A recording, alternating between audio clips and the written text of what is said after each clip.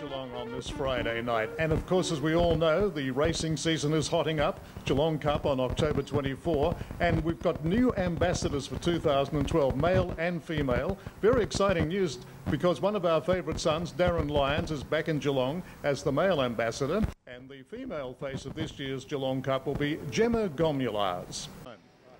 Well, Darryn Lyons is the face of the Geelong Cup. He's the male ambassador. You're following Tom Hawkins last year. I know, and it's a bit of a well, it's a big hands to fill and big boots to fill, isn't it? With Tommy, who's had such a great year with the Cats this year, and of course I'm a incredibly avid supporter and mates with a lot of the boys down there. But look, at the end of the day, it's something different for Geelong, and I'm passionate about my racing, and it was great to be asked by the committee. I'm really excited about the day.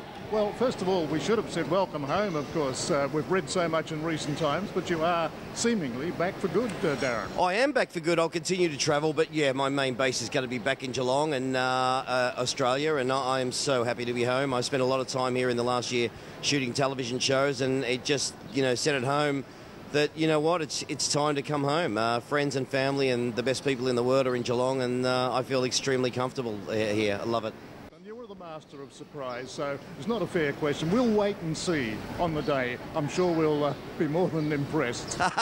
It'll certainly be standout. There's no doubt about that. There's not a lot of conservative about me. I still don't know what colour the hair's going to be, so I think if Channel 31 viewers want to write in and try and give me a colour scheme, it might help me out.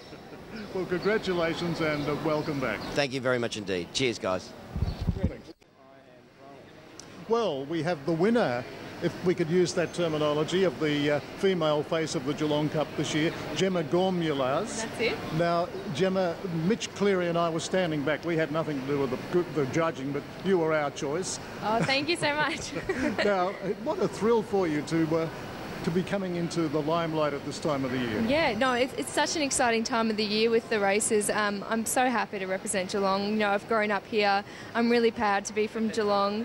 I'm happy to represent them at the races. Yeah, I'm actually just really excited. The fire season is not all that far away, and down on the Surf Coast they are very aware of the fire dangers in that region. That's why we're talking with the Mayor of the Surf Coast Shire, Councillor Brian McKittrick, about the plans for this upcoming fire season.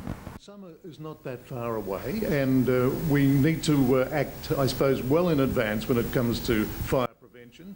You have a plan in place? Exactly. A plan has just been put in place in regards to fire issues in the Surf Coast Shire. And part of that is a strategy where all stakeholders involved over the state to ensure that there's fire-ready plans in place. Well, I suppose the Surf Coast Shire is one particular area of Victoria that is heavily green, if you like, and would be a danger period over summer? Yes, it's identified as one of the high-risk fire danger areas in the state.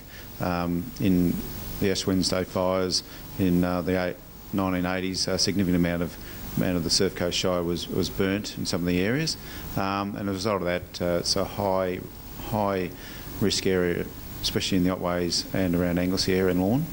Well, we know last year it got quite warm, but fortunately we were bushfire free, and we hope that'll remain the same, but you can never tell from one season to the next, can you? No, you can't be complacent with these things, and so that's why we have this fire plan strategy that's been adopted to ensure that we're fire ready. I notice in the plan there's a detailed history of bushfires within the Shire. I'm not asking you to recall now over the years, but obviously there have been times when fire has been a distinct danger, particularly in urban areas like Anglesey. Yes, there has been, and as I said, Ash Wednesday was one of those times with a number of communities were burnt out during that time, and there have been fires since then. And so the communities need to be ready, and part of that is this draft or this plan to ensure that people are fire ready. On the Surf Coast Shire, on a very windy day, which could whip up flames in summer, this is Ian Nicholls for News Geelong. Well, it's local footy finals time, and what a week we have in store, kicking off with the GFL preliminary final between Bell Park and St Joseph's tomorrow at Simmons Stadium.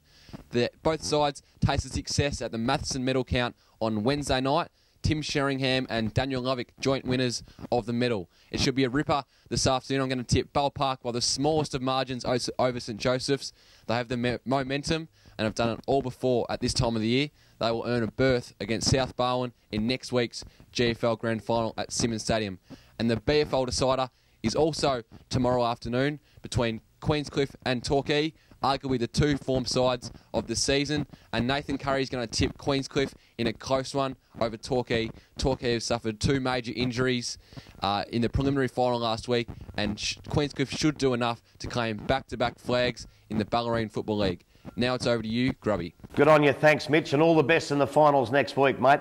And welcome to Grubby's Tips for the last time this year, and we'll go straight to the WRFL, to the big one, and I think we might even go for Altona to topple Spotswood in what will be a magnificent game.